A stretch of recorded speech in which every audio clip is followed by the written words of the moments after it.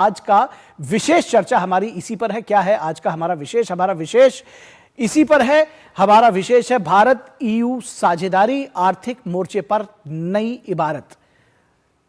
आज का हमारा विशेष है भारत ईयू साझेदारी, आर्थिक मोर्चे पर नई इबारत।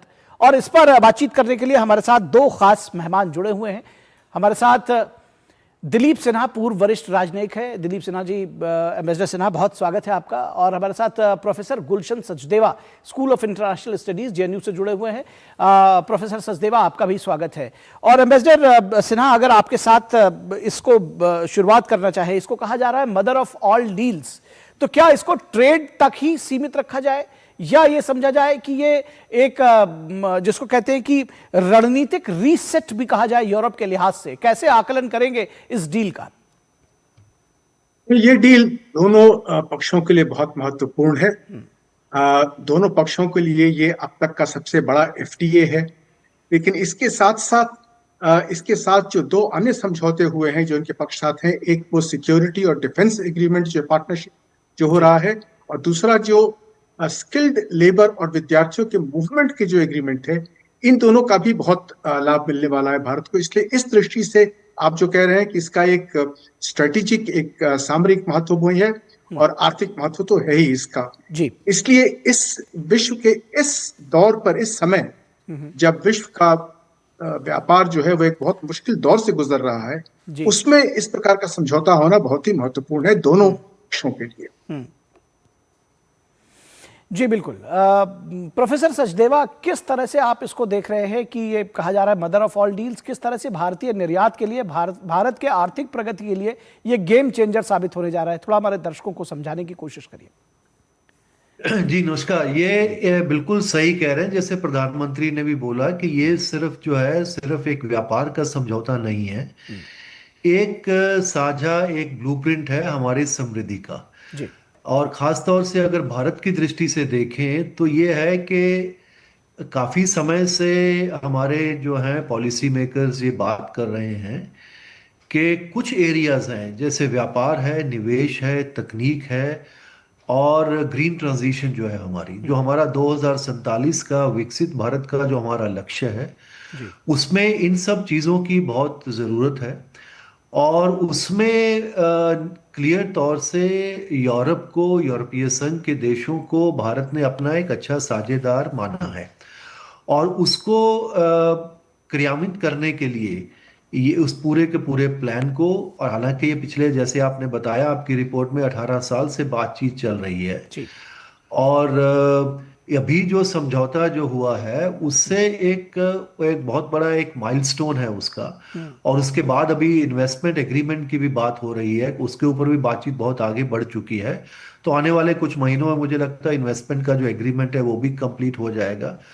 और इसी तरीके से यूरोप के जो देश हैं, क्योंकि जिस तरीके से एम्बेसडर साहब ने कहा कि पूरी दुनिया की जो व्यापार में उथल पुथल मची हुई है और ख़ास तौर से जो टैरिफ लगाए गए हैं सारी दुनिया के बड़े देशों के ऊपर अमेरिका के द्वारा, उसमें और पूरा जो विश्व व्यापार का जो संस्था है, पूरा जो ग्लोबल सिस्टम है वो पूरा चरमरा गया है।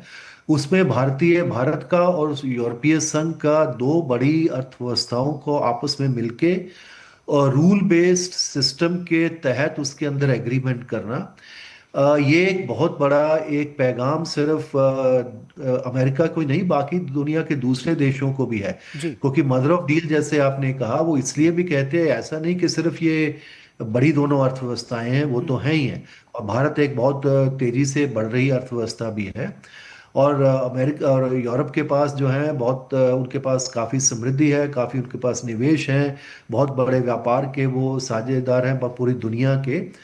उसके बाद ये भी है कि भारत के बारे में भी ये कहा जाता है दुनिया में एक टफ नेगोशिएटर है। इसी तरीके से यूरोपीय संघ के जो देश हैं, क्योंकि वो 27 देशों का समूह है, तो किसी भी अगर समझौते को अगर उनको एक सहमति देनी है तो अलग अलग किस्म के 27 देशों के अंदर एक साझी समझ बननी, वो भी एक इतना आसान काम नहीं होता है, इसलिए इतना लंबा वक्त उसको बारे में लगा।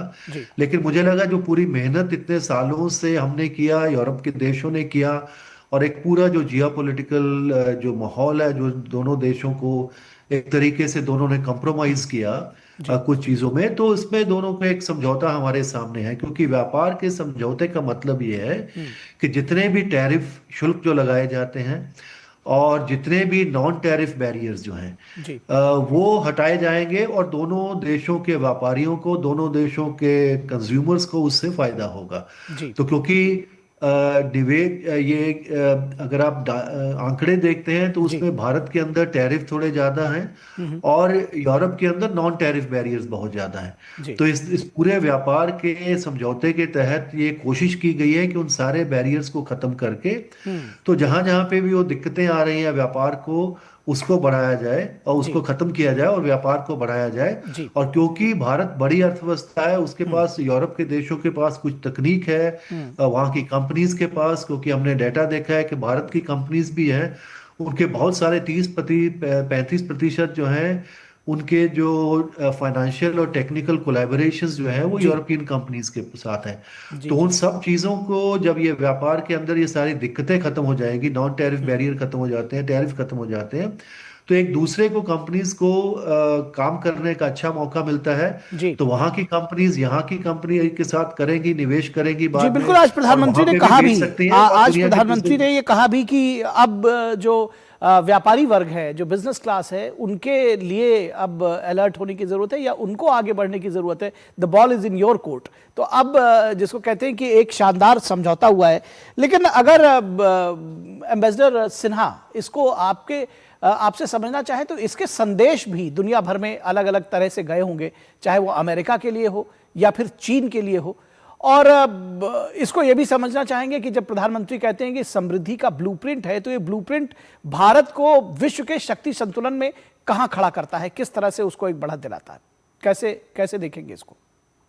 ये बिल्कुल, यूरोपीय मार्केट जो है वो सब जानते हैं कि बहुत कठिन, बहुत जटिल मार्केट है। वहाँ के जो मानक हैं वो बहुत मजबूत, बहुत कठिन मानक होते हैं, और उन तक पहुंचना किसी भी उद्योग के लिए एक गर्व की बात होती है। जी इस समझौते में intellectual property rights, labour standards, environmental factors, इन सब का जिक्र किया गया है।